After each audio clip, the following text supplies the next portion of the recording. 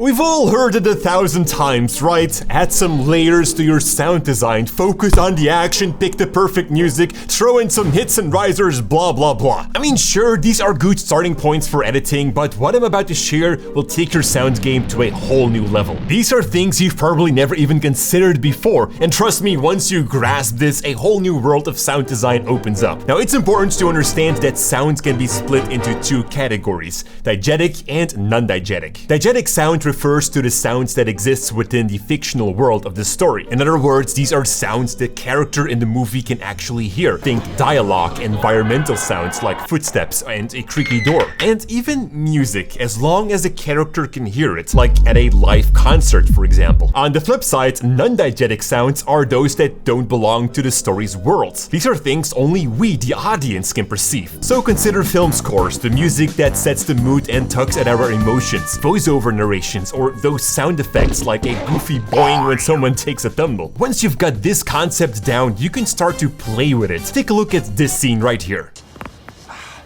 And maximum effort. Hear the music.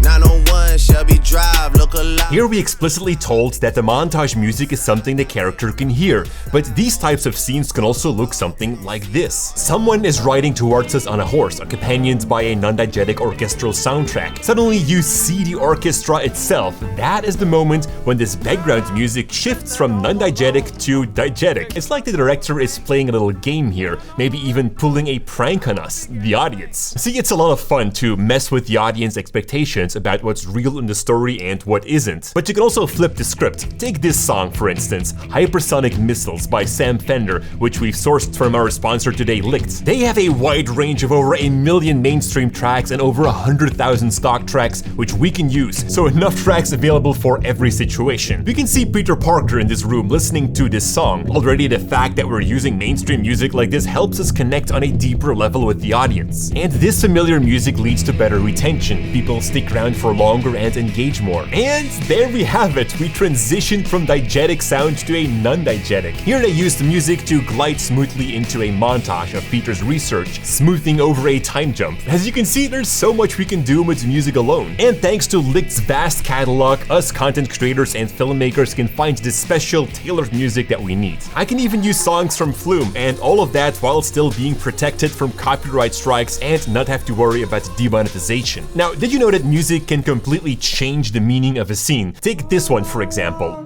There's nothing more to hear you knocking at my door.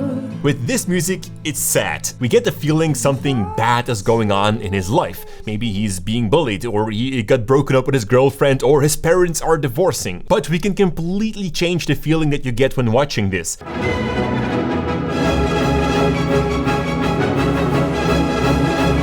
This clip paired with this kind of music is all of a sudden not sad anymore. It becomes exciting. We get the feeling something is about to happen. Maybe he pranked the school and this is the build-up to that reveal. Or it already happened and he is enjoying the result of his prank. It's a bit like the Kuleshov effect, but with music. The viewer gets more meaning from a shot depending on the shot that follows next. In this experience, we see a plate of soup. Cut to the man and we get the feeling that he's hungry. In the next experiment, we see a woman. We cut again to the man and now we don't get the feeling that he's hungry anymore, but he's mesmerized by her. You see, depending on how you combine things, the meaning can completely change the context, and it's exactly the same with music. Music has a big impact on your edit, so start enhancing your content today with mainstream music. If you sign up now to Licht, you'll receive an incredible discount, including 14 days of free stock music and a massively 50% off your first mainstream track. If you're curious about Licht and how it can change your content creation, check out the link in the description down below for 50% off your first mainstream track and 14 days free stock music. But apart from music, we can also have some fun with sounds. A narrative voice is usually a non-diegetic sound from nowhere, right?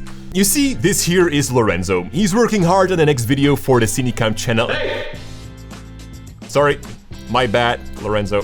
No, my non-diegetic voice became part of Lorenzo's world. You've seen this trick before. Harold just counted brush strokes.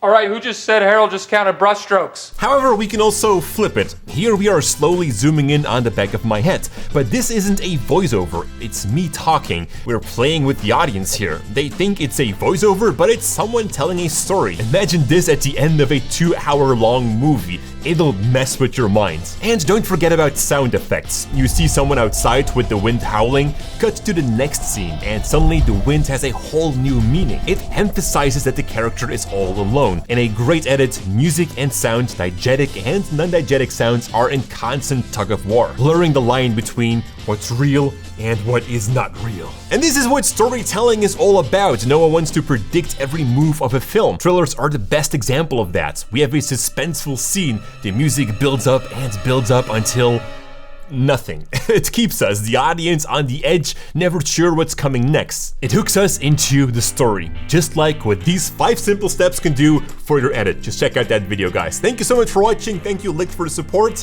And as always, stay creative.